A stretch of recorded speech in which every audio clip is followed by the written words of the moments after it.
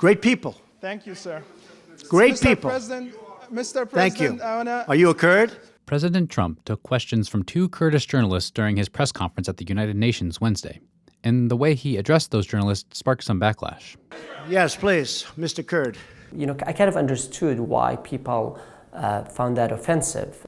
Singling out one's identity, just one identity in a person, doesn't seem right. What the response didn't actually get was the context. Calling Kurdish people Mr. Kurd was not offensive at all. Namo Abdullah is the DC bureau chief for the Kurdish media outlet Rudaw, and like the Kurdish journalists at the press conference, he doesn't think Trump's use of Mr. Kurd is offensive.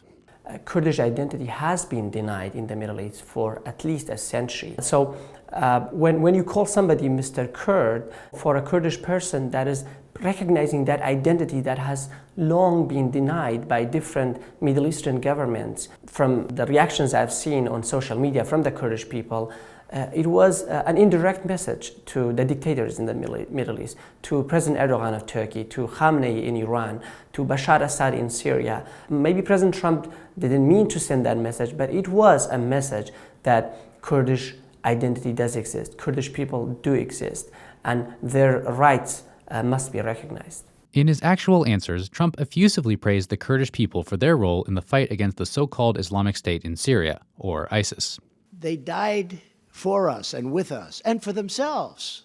We don't forget. I don't forget what happens someday later, but I can tell you that I don't forget. I can imagine a lot of Kurds were happy with his overall answer, praising the bravery of the Kurdish forces against the Islamic State. Kurdish militias in Syria have been one of the most reliable U.S. proxies for pushing back ISIS, and the U.S. has offered military aid to those groups in return. But for Kurds in the region, the next big question is what will happen after the fight against ISIS is concluded.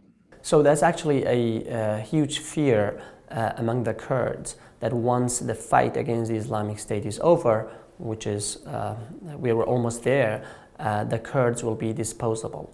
And the United States will pull out of the Middle East, and then the Kurds will be left to the mercy of these authoritarian governments. You don't really have a lot of pro-American forces in that part of the world. The Kurdish people stand out as one of the most pro-American forces. They're liberal, they're secular, women and men fight on the front lines against ISIS. The Kurdish people, I think, would even be happy to see a permanent US military base in both Iraq and Syria. They see that as a safeguard against all the hostile powers or regimes in the Middle East.